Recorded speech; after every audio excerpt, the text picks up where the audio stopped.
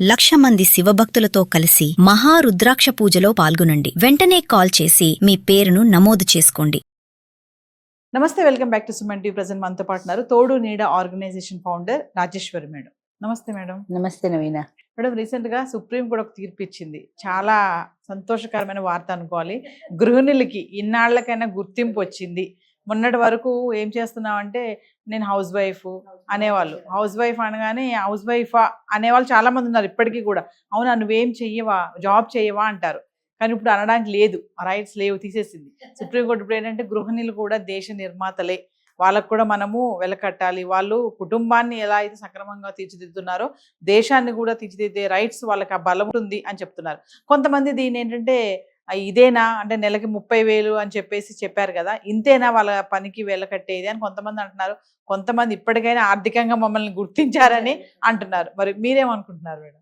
చాలా కాలం కింద సుప్రీంకోర్టు 3,000 ఇచ్చిందమ్మా. ఏ 15-20 ఏళ్ల కింద సంగతి నాకు గుర్తులేదు. అప్పట్లో కూడా భార్యకు ఇంట్లో హౌస్ హోల్డ్ డ్యూటీస్ చేసినందుకు కనీసం 3,000 వేతనం ఉండాలని ఎప్పుడో నిర్ధారణ చేసింది 15-20 సంవత్సరాల కిందట.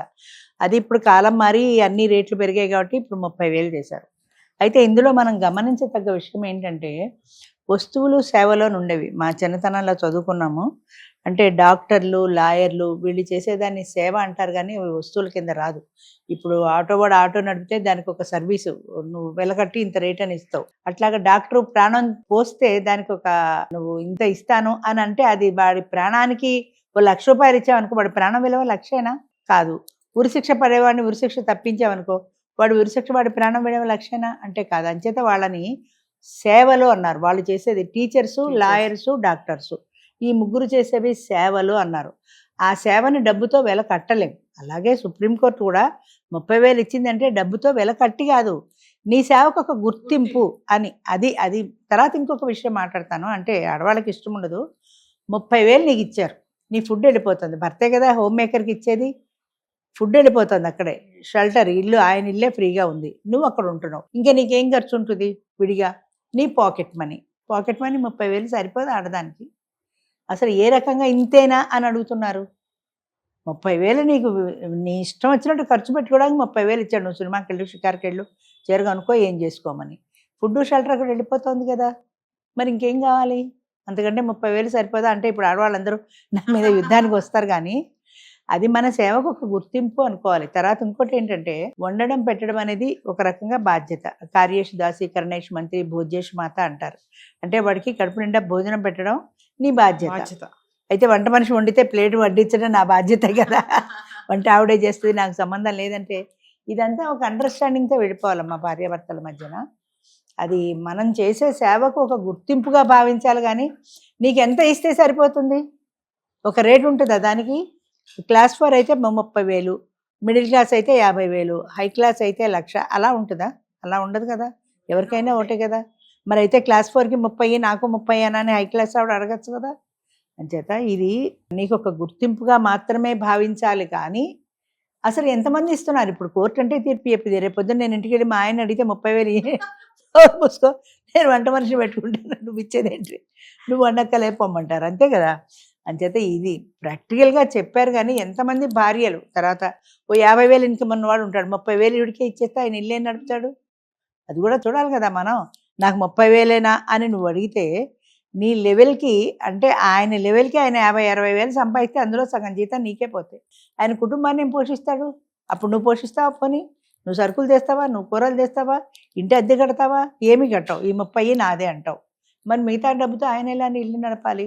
అంచేత ఒక యావరేజ్ని మొత్తం మీద అందరి శ్రేణిని దృష్టిలో పెట్టుకుని హోమ్ మేకర్ అంటే ఆడది కూడా భారత నిర్మాణంలో ఒక భాగస్వామి, కాబోయే భారత పౌరుల్ని తీర్చిదిద్దే ఒక స్త్రీమూర్తిగా భావించి ఆవిడకు ఒక గౌరవం ఇచ్చి ఒక వేతనం కింద నిర్ణయం చేశారు. అంతేగాని మాకు 30 వస్తుందా అని డిమాండ్ కాదు. అది మనం అర్థం చేసుకోవాలి. ఇన్నాళ్ళకి మాకు కూడా ఒక గుర్తింపు వచ్చింది అని అనుకోవాలి.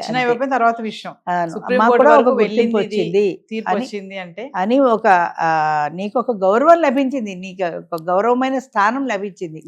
నిన్ను రాజ్యాంగ నిర్మాణంలో నిన్ను కూడా ఒక ముఖ్యమైన వ్యక్తిగా సుప్రీంకోర్టు గుర్తించింది అనుకోవాలి. కానీ నాకు 30 నాకు 50 లేకపోతే ఎలా, 70 లేకపోతే ఎలా అని పని వాళ్ళు అడిగినట్టుగా పని వాళ్ళకి భార్యకి తేడా లేదా? ఇప్పుడు పని మనిషిని 10,000 అన్నా అనుకో, 12,000 ఇవ్వండి అంటుంది.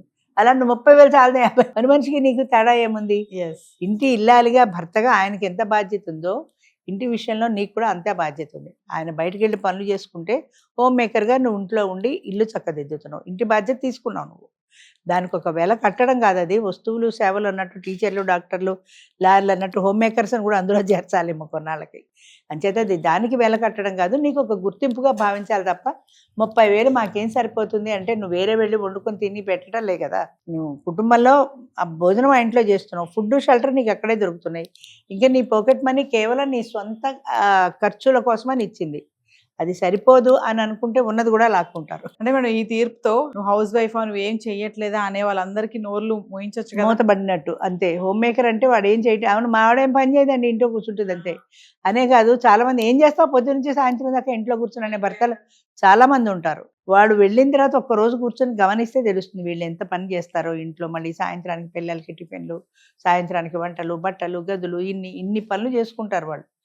అన్నీ అవేమీ లేకుండా నేను వెళ్ళాక నీకేం పని ఉంది, నేను వెళ్ళాక నీకేం పని ఉంది అంటారు. వీళ్ళు ఏదో ఫ్యాన్ వేసుకొని కూర్చుంటారు అన్నట్టు. ఎస్. అది ఆ ఆలోచన విధానంలో మార్పు రావాలి మగవాళ్ళలో కూడా. సో ఏదేమైనా మేడం సుప్రీంకోర్టు ఇచ్చిన తీర్పు కొంచెం మహిళలకి ఒక ఆర్థికంగా వాళ్ళని గుర్తించి ఊరడి అన్నిటికీ మించి వాళ్ళకి మానసికంగా ఒక గుర్తింపు అంతే. దీన్ని మనం స్వాగతించవచ్చు ఈ తీర్పుని. మేము కూడా ఈ భారత నిర్మాణంలో మేము కూడా భాగస్వాములం అని అనుకోవడానికి ఒక గుర్తింపుగా భావించాలి, కానీ 30 మాకేం సరిపోతుంది అనకూడదు. Thank you madam. మంచిదమ్మా.